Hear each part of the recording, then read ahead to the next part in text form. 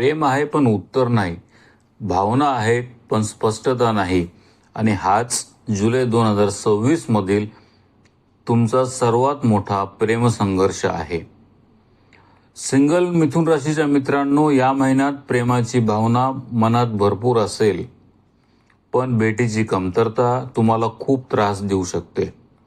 एखादी व्यक्ती सतत विचारांमध्ये असेल, तिचा मेसेज आला की दिवस उजळेल, तिचा कॉल आला की मन हलकं होईल, पण एक प्रश्न सतावत राहील, इतकं बोलतो मग भेट का होत नाही.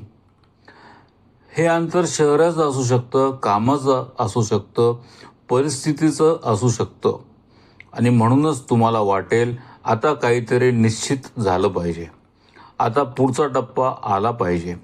पण मित्रांनो, इथेच या महिन्याचा मुख्य ग्रहयोग काम करत आहे. या महिन्यात बुध तुमचा स्वामी ग्रह असल्यामुळे तुमच्या विचारांवर, संवादावर आणि भावनांच्या अभिव्यक्तीवर त्याचा सर्वात मोठा प्रभाव राहणार आहे.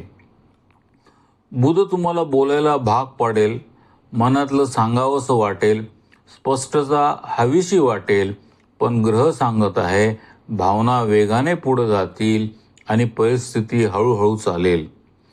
तुम्ही तयार असाल पण वेळ तयार नसेल. तुम्ही निर्णयासाठी तयार असाल पण उत्तर अजून आलेलं नसेल. मन म्हणेल आता सांगून टाक, वास्तव म्हणेल अजून थांब. आणि अनेक मिथुन राशीचे लोक या दोन टोकांमध्ये अडकलेले दिसतील. रिलेशनशिपमध्ये असणाऱ्या मिथुन राशीच्या मित्रांनो, हा महिना स्थिर आहे पण वेगवान नाही. नातं तुटण्याचं संकेत नाहीत, प्रेम कमी होण्याचे संकेत नाही, पण मोठी प्रगतीसुद्धा दिसत नाही. आणि इथेच अस्वस्थता सुरू होते. लग्न कधी, निर्णय कधी, भविष्याचं काय, अशा प्रश्नांची संख्या वाढू शकते. काही जोडप्यांना या महिन्यात पहिल्यांदाच जाणवेल की त्यांच्या नात्यातील समस्या प्रेमाची नाहीये, तर न बोलल्या गेलेल्या अपेक्षांची आहे. तुम्हाला वाटेल समोरची व्यक्ती पुरेसे प्रयत्न करत नाही, पण वास्तव वेगळं असू शकतं. काही वेळा ती व्यक्ती नातं वाचवण्यात व्यस्त असते आणि आपण तिला दोष देत असतो.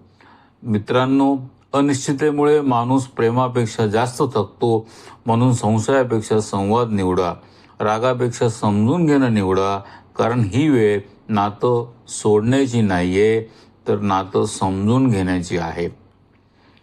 जे मॅरिड लोक आहेत, या मित्रांसाठी या महिन्यात मॅरेज लाईफ मध्यम राहू शकतं. कधी प्रेम, कधी वाद, कधी जवळीक, कधी नाराजी, असं वातावरण राहू शकतं. जोडीदाराकडून अपेक्षा वाढतील आणि त्या पूर्ण न झाल्यामुळे मनात तक्रारी निर्माण होऊ शकतात. पण लक्षात ठेवा, भांडणापेक्षा नातं मोठं आहे, रागापेक्षा एकमेकांची सवय मोठी आहे. काही वेळा लोक नातं सोडत नाहीत, ते फक्त थकतात. म्हणून शब्द वापरताना काळजी घ्या, कारण काही जखमा वेळ भरून काढतो, पण काही जखमा शब्द कायमचे देऊन जातो. ज्यांचं एक्स्ट्रा अफेअर आहे त्यांच्या बाबतीत हा भाग काही लोकांसाठी खूप महत्त्वाचा आहे. काही मिथुन राशीच्या व्यक्ती दोन भावनिक जगांमध्ये अडकू शकतात.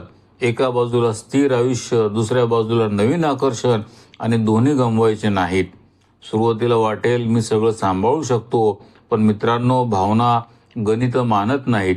आज तुम्ही म्हणाल फक्त मैत्री आहे, फक्त बोलणं आहे, पण मनाला सत्य माहीत असतं. आणि म्हणूनच लक्षात ठेवा, सर्वात मोठी फसवणूक दुसरा माणूस करत नाही, आपण ती स्वतःचीच करतो. आता जे लोक नो कॉन्टॅक्टमध्ये आहेत, असे मित्र या राशी भविष्यातील सर्वात भावनिक जागा आहे.